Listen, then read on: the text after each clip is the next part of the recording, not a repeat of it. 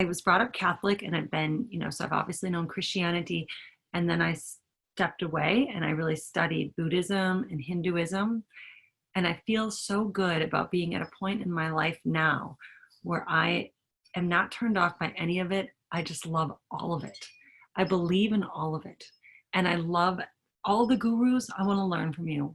I can, step into, I want to learn from Jesus. I want to learn from Buddha. I want to learn from all of them. It's all spirituality and there's all amazing teachers. And I don't feel I have to personally align with one particular religion or way of thinking and not have another. I'd rather just take all the lessons that speak to me from all the gurus and teachers and that have been. So at one point I probably couldn't have been as open to that. And I feel good that I am now. And I'm just opening that up for you to share. But yeah, continue to open your mind and open your hearts and learn. And Neville is really about the I am, which by the way, so hum, which you use in your meditations also means I am.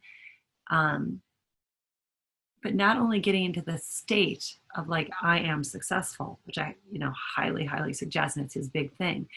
I've recently been really into just I am. And like, that's enough. I am just being. And I'm shocked, maybe I've shocked myself how powerful this has been for me. So I feel like I'm on a really manifesting high or something. So I want, you always wonder what you can attribute that to. I remember in one one-on-one with Michelle, I won't share anything personal, Michelle, but I think you'd be okay with this.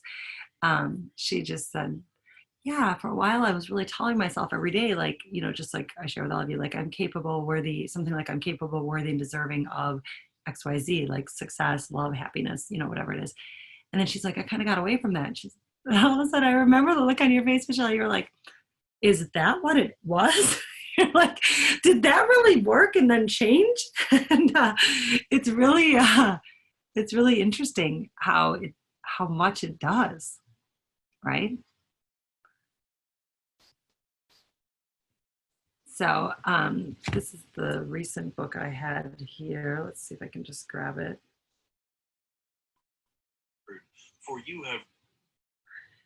Yeah, so be aware that it's going to feel a bit biblical and can you see it there? Infinite potential.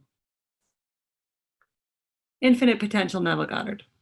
We do believe in something magic in the world. Mm-hmm. We do believe that there's some manifesting power when we tap into it. We've all experienced that.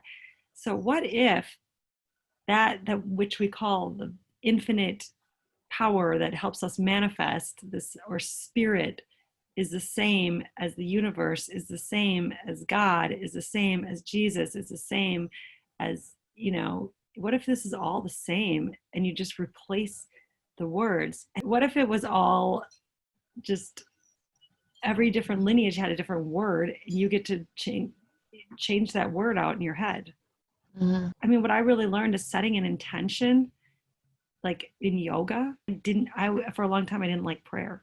I say my prayers every night before bed. I had to learn all these prayers. And the thing I didn't like about them was that it was like I was being a good girl if I said a bunch of words that I didn't even know what they meant, and it didn't resonate with me. But now that I open my mind and my heart and I grow and have a little more wisdom behind me, I get that prayer is so beautiful and so powerful. It's up to me to put the meaning with it. And when you have the meaning, that's when you can literally attract what you want in your life. Is the same, law of attraction and God are like really along the same path, like almost the same. I'm saying almost the same. There's difference, but I hope you can follow me in that. Like what you focus on is what you attract. That's like what you pray for is what you ask for is what you get. Like that's like the same. God isn't some like I guess I feel like when I was a kid, I was taught he was like some, guy in the sky. And now I'm like, okay, God is energy of like magic energy. Like I totally shifted my sense of God. And then now I love God. I mean, God is everything, but it's not at all the way it was in my Catholic upbringing of who God was. This is all spirituality and evolving. I'm listening to Neville through totally new ears and eyes. So I hear Neville, and he tells me the stories that I learned in like catechism as a kid, which was like Daniel in the lion's den. And the lions, it was, I could almost cry and have goosebumps now, like remembering. I mean, that, and I kind of hated all those stories. But now I see that like the lions were coming after Daniel, and Daniel turned to the light, and like God saved him. So that sounds like all kind of like whatever, when it's like God saved him, how's that? When you look at how we put in our terms, yes, the shit of the world and the hardest challenges, these are all metaphors, are coming at you.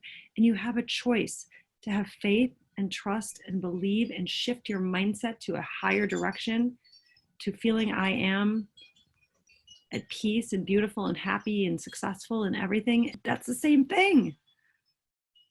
I was like, wow, I love Daniel in the Lion's Den now. It's totally what I teach, what I do. Turn to the light.